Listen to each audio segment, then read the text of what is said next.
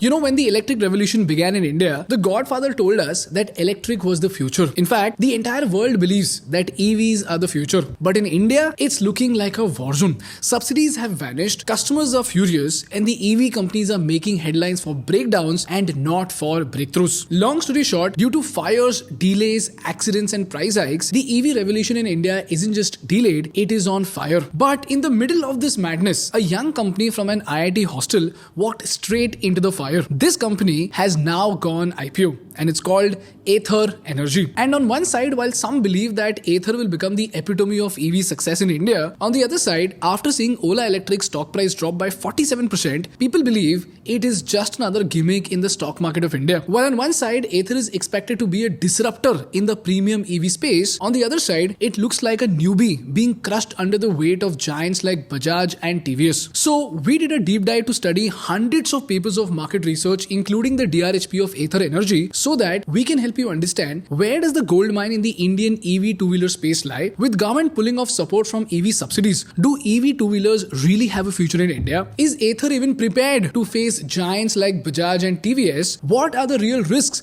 that Ather is facing in a market full of fire, failure, and fading support? And most importantly, as an investor, how can you analyze the risk and reward of investing in Ather? As usual, let us break down the two-wheeler market of India and see where exactly does the gold mine lie. Look at this chart. India sees 16 to 17 million two-wheeler sales every year. Sounds massive, right? So by this logic, every company should be printing money, right? But you know what? There is a hidden trap in these numbers, because when you zoom in, you realize that the entire market is balanced on a razor-thin price point. As you can see in this chart, scooters priced below 1 lakh rupees make up the largest share of the market. This is where a company can achieve mass market appeal, because the sales below the 1 lakh rupee price point stands at 53 lakh units. The moment you go above this 1 lakh rupee price point, the demand and the target addressable market does not just slow down, it comes crashing down from 53 lakh units to just 4.5 lakh units. That's a 90% collapse in the target addressable market. And for bikes, the story is exactly the same. Below the 2 lakh rupee price point, there is a huge demand of 1 crore units. But the moment you go above this 2 lakh rupee price point, your total addressable market drops by 50x to just 2 lakh units. So the lesson over here is that in the Indian two-wheeler space, affordability isn't just an option, it's the law of survival. While the sweet spot of scooters is 1 lakh rupees, for bikes, it is 2 lakh rupees. So no matter how sexy your product is, no matter how futuristic your scooter looks, if it's not under 1 lakh rupees, it's not going to achieve mass market reach. Full stop. That is the law of the EV two-wheeler space in India. So now that you understand where the real market lies, let's talk about why Ather and every other EV brand is sweating bullets. To understand this, you only need to remember 3 parameters: price, margins, and quality. And if you understand these 3 variables, you can analyze any two-wheeler EV company in India. And if you go deeper, you will see that price of an EV two-wheeler depends on 3 parameters in India: scale and distribution, government subsidies, and vertical integration. Similarly, margins are shaped by 4 parameters: scale and distribution, cost of raw materials, vertical integration, and R&D efficiency. And lastly, quality is controlled by 3 parameters: vertical integration, R&D capability, and competitive comparison. Now I know this matrix looks very complicated, but don't worry at all. I will explain it in such a way that you can use this matrix to analyze any two-wheeler company in India. In fact, you can use it for Bajaj when its EV unit goes IPO. So let's get started.